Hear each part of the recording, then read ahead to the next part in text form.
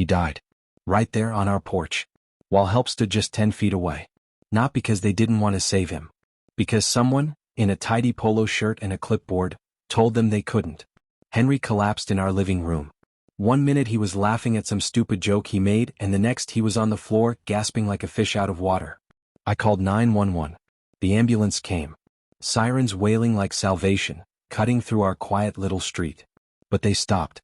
At the walkway. 2 paramedics, frozen on the edge of our lawn. And between them and my dying husband stood Karen Whitmore, the president of the Silver Pines Crossing HOA. Holding up a wrinkled sheet of paper like it was a badge. Shouting something about trespassing. About bylaws. I screamed at them. Begged them. He's dying. Help him. But they didn't move. They didn't move. It sounds insane, right?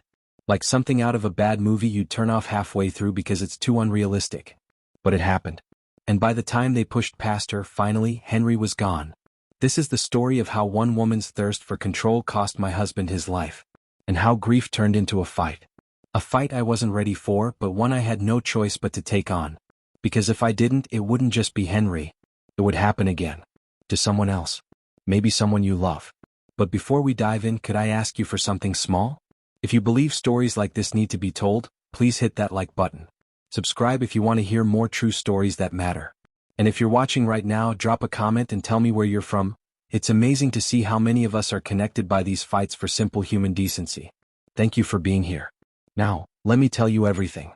It started like any other morning. The smell of coffee drifting through the house. Sunlight filtering through the kitchen window, throwing those warm stripes of gold across the floor. Henry was humming. Badly. Some old song he never remembered the name of. Maybe the Eagles. The TV was low, the news murmuring something about road closures and budget meetings nobody cared about. It was normal. Comfortable. Safe. 28 years of marriage does that. You stop noticing the little things. You stop noticing how precious normal is, until it's ripped away from you. The crash was wrong. Not a stumble. Not a bump. Something heavy. Final. I turned and Henry was on the floor. Face twisted, eyes unfocused, one hand twitching against the tile. He wasn't breathing right. Not really breathing at all. Just small, broken gasps that sounded more like a whisper. Henry. I dropped the coffee mug, shattering it across the counter. I was already running, already fumbling for my phone. Dialed 911. Nearly dropped it because my hands were shaking so bad. My husband. He collapsed. He's not breathing. I could barely get the words out. The dispatcher sounded calm. Too calm.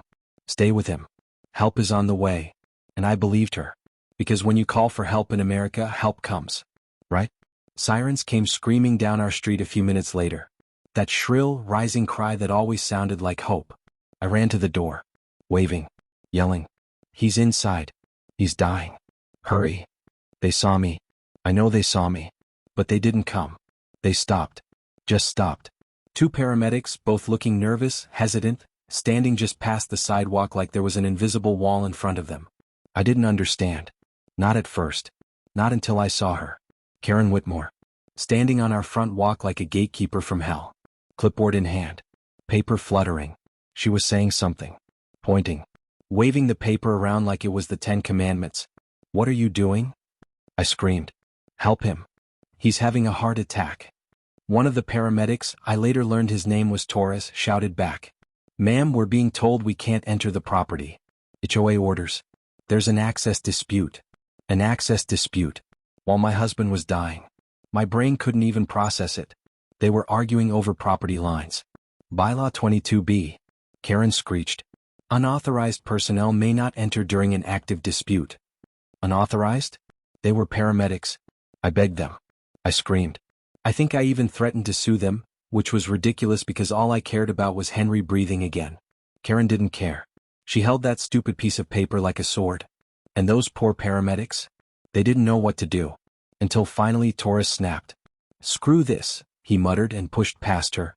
The other followed, stumbling up the steps behind him. Karen screamed about calling the cops.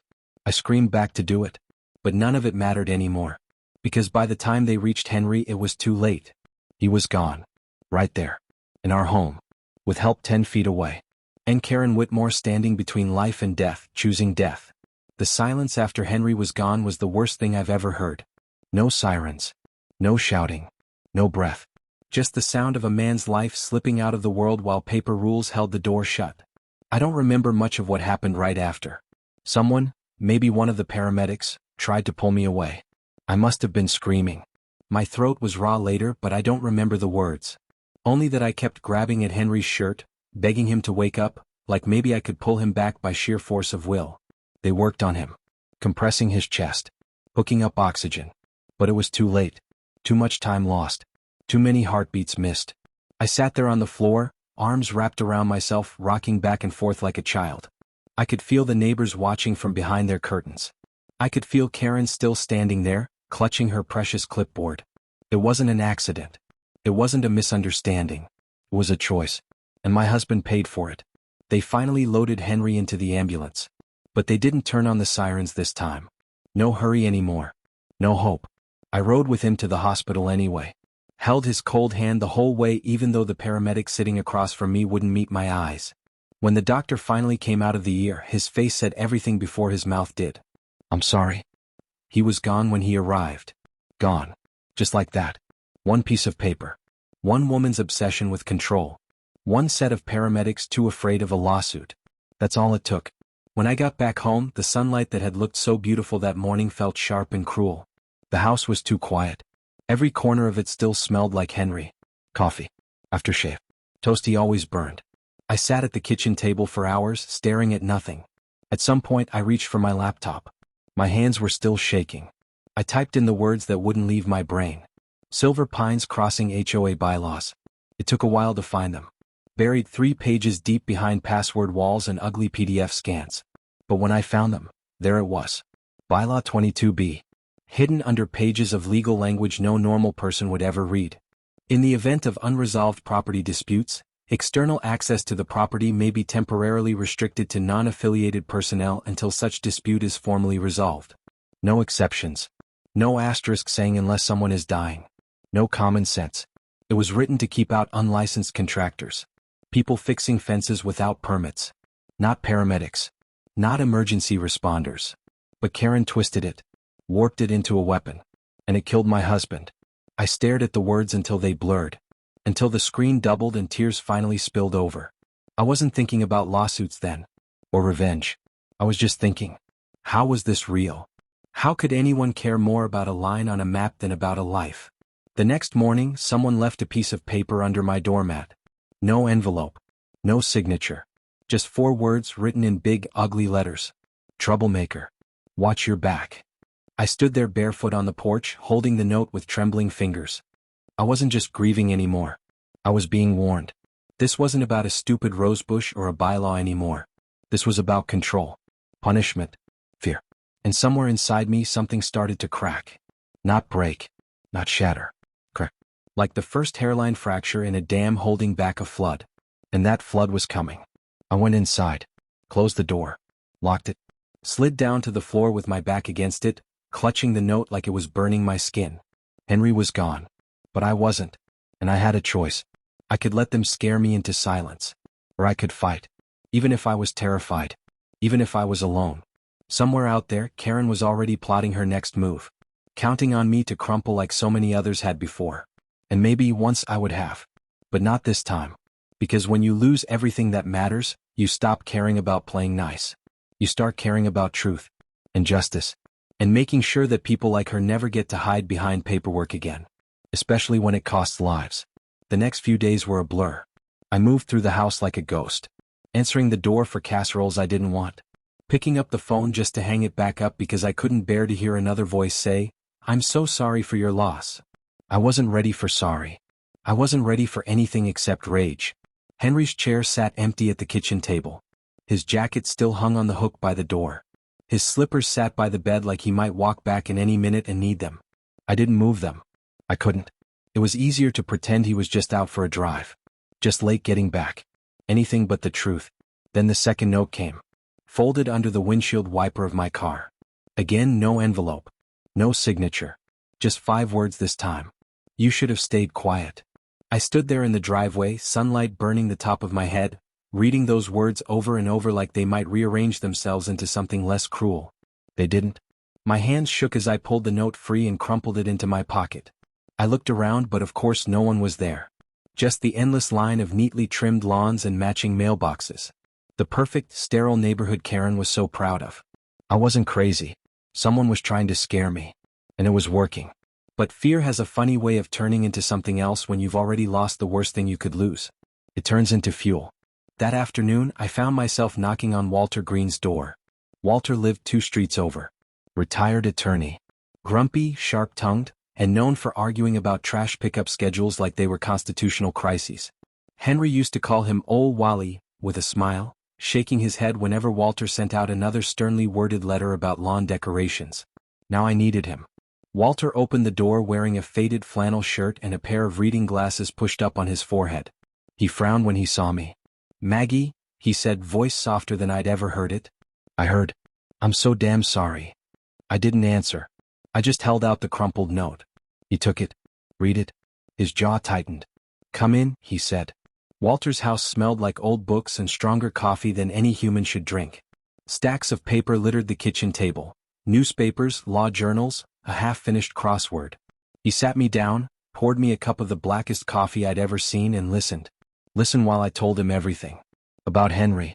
About the paramedics. About Karen. About the bylaw. About the first note. About the second.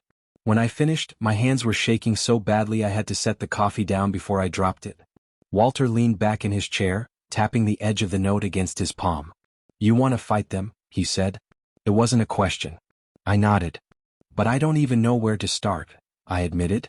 Walter's mouth twitched into something that might have been a smile if the situation weren't so awful. "You start by hitting them where it hurts," he said. "Paper. Paper is their god. Paper is their shield. We use paper to tear them apart." He pulled out a yellow legal pad and started scribbling. "First step," he muttered, more to himself than to me, "wrongful death suit. Second step, file for negligence. Third step, hit the HOA board members personally, no hiding behind the organization." He looked up. "You ready for this, Maggie?"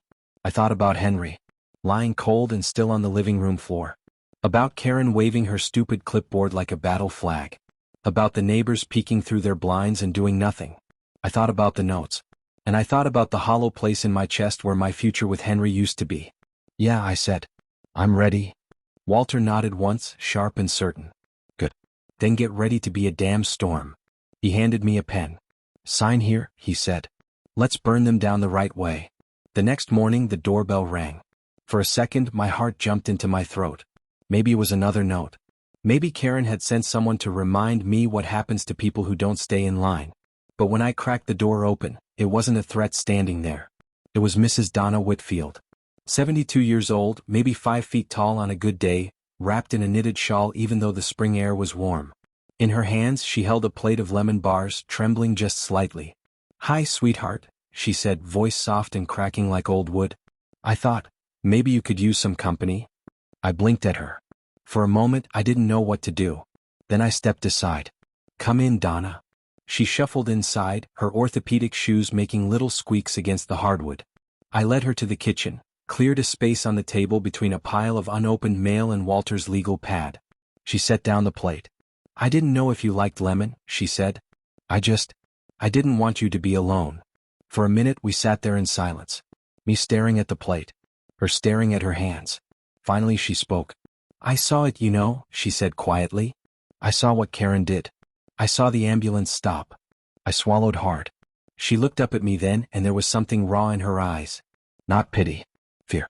Real fear. "I have type 2 diabetes," she said, her voice barely above a whisper. "And a weak heart.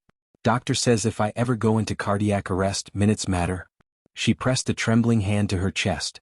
What if it's me next time? What if I fall in the kitchen and the paramedics stop at the sidewalk because of some piece of paper?" I had no answer. Because the truth was, it could happen. It almost certainly would happen if nothing changed. "I don't have family nearby," Donna said, blinking fast. "Just me and the cat. And now I'm afraid. I'm afraid to live in my own home." Something inside me twisted. Art. Henry was already gone. But Donna wasn't. And neither were the other neighbors, the elderly couples, the single moms, the new families who bought into this community thinking it was safe. Karen hadn't just stolen Henry. She had poisoned the whole street. I reached across the table and took Donna's hand in mine. "You won't be alone," I said. I promise. We're going to fix this. Her eyes filled with tears. Thank you, she whispered.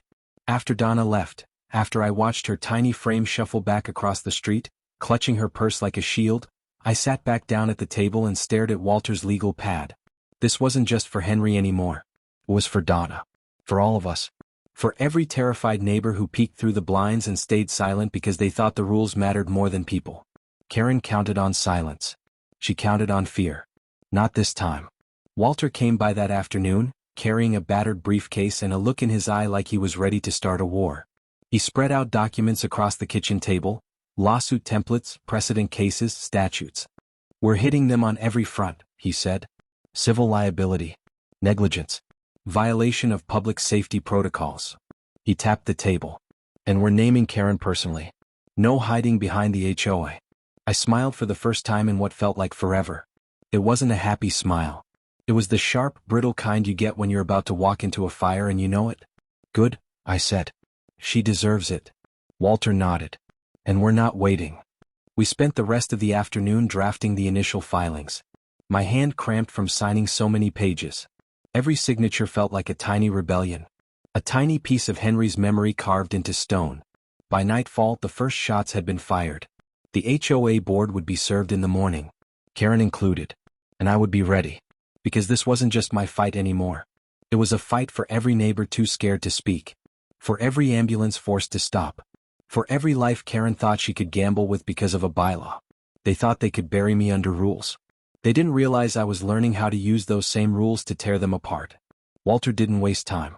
The morning after we filed, he showed up on my porch with a manila folder thick enough to kill a small animal. Research, he grunted, shoving it into my hands. Inside were copies of HOA meeting minutes, bylaws, memos, everything he could dig up through public records and a few favors called in from old friends who owed him more than one drink. We're looking for a smoking gun, he said. Something that proves Karen knew what she was doing could cost lives. And she did it anyway. At first it felt hopeless. Pages and pages of boring, useless words. Notes about trash can placement, fence heights, paint colors. Nothing about human lives. Nothing about common sense. Until Walter found it. He called me at 9 o'clock that night, voice sharp with excitement. Get over here, he barked. Now. I didn't even ask why. I just grabbed my keys and drove. Walter was waiting in his driveway, waving a single sheet of paper over his head like a madman. When I pulled up, he shoved it through my window. Read. It was a memo. From Karen Whitmore. Dated 3 months before Henry died. Subject line, clarification on emergency access policy. And right there in black and white were the words, even in the event of medical emergencies, HOA bylaws must be enforced without exception. Emergency personnel must seek authorization before entering any disputed property. I read it 3 times, heart pounding harder with each pass. She knew. She knew people could die waiting. And she didn't care. Walter grinned grimly. How's that for a nail in her coffin? I stared at the paper until the words blurred. Until rage and grief tangled so tight in my chest I could barely breathe. This was it. This was proof. Karen wasn't just some overzealous busybody obsessed with flowers and mailbox heights. She was dangerous. And she needed to be stopped. The next morning, Walter helped me leak the memo to the local press. Not a big news station. Just the little town paper that ran headlines about pie-eating contests and school board elections. But it was enough. By noon, the story was online. By dinner time, it was everywhere. HOA president accused of blocking paramedics during fatal emergency. Neighbors started whispering. People who hadn't spoken to me since Henry's death now crossed the street to mumble awkward apologies. I got emails. Phone calls. Even a few notes slipped into my mailbox and signed but filled with words like, disgusting, and how could she? For a moment it felt like maybe, just maybe, justice was coming. And then the new threat started. This time not just notes. One morning I found our mailbox smashed in, bent at a crazy angle like someone had taken a bat to it. Another time my trash cans were kicked over, garbage strewn across the driveway. Once, late at night, I heard the unmistakable pop of a paintball gun and found neon green splatters across my front door the next morning. Walter wasn't surprised. People like Karen don't go down without kicking and screaming, he said. But it wasn't Karen I was afraid of anymore. It was the people who still believed in her. The ones who thought the rules mattered more than a man's life. The ones who thought keeping the neighborhood pretty was worth killing for. Walter filed for an emergency protective order. We installed cameras around my house. I started carrying pepper spray in my pocket even just to check the mail. I wasn't scared exactly, but I was angry. So angry it burned in my blood like a second heartbeat. Henry didn't get justice. Not yet. And I wasn't going to stop until he did. Not for Henry. Not for Donna. Not for anyone who still believed that rules without humanity were worth anything at all. Walter said the trial would be messy. Ugly. Karen's not stupid, he warned. She's going to fight like hell. Good. So would I. The courthouse smelled like old paper and stale coffee. I sat at the plaintiff's table, hands clenched so tightly in my lap they ached. Walter sat beside me, calm as a man playing a very familiar game. Across the aisle, Karen Whitmore perched in her chair like a queen on a throne. Perfect posture. Perfect lipstick. Perfect contempt. But her eyes, those cold, sharp eyes, kept darting around the room. Checking the exits. Checking the crowd. Because the courtroom was full. Neighbors. Reporters. People who had lived under her thumb for years, finally ready to watch her fall. The judge called the room to order. The trial began. First up, the paramedics. Torres took the stand, hands trembling slightly as he testified. We were told we couldn't enter. That we'd be trespassing. HOA management told us we'd be liable. His voice cracked. If we had reached the patient 2 minutes earlier, maybe less, he might still be alive. You could hear a pin drop. Then came Donna. Tiny Mrs. Whitfield, wrapped in her shawl, voice shaking as she told the court about her fear. Her terror that she too could die waiting for permission to live. I watched Karen's face as Donna spoke. No guilt. No shame. Only calculation. And then it was my turn. I walked to the stand on legs that barely felt real. Swore an oath that felt heavier than anything I'd ever carried. And I told the truth. About the morning Henry died. About the notes. About the threats. About the way Karen used the rules like a weapon, knowing exactly what could happen. Walter entered the memo into evidence.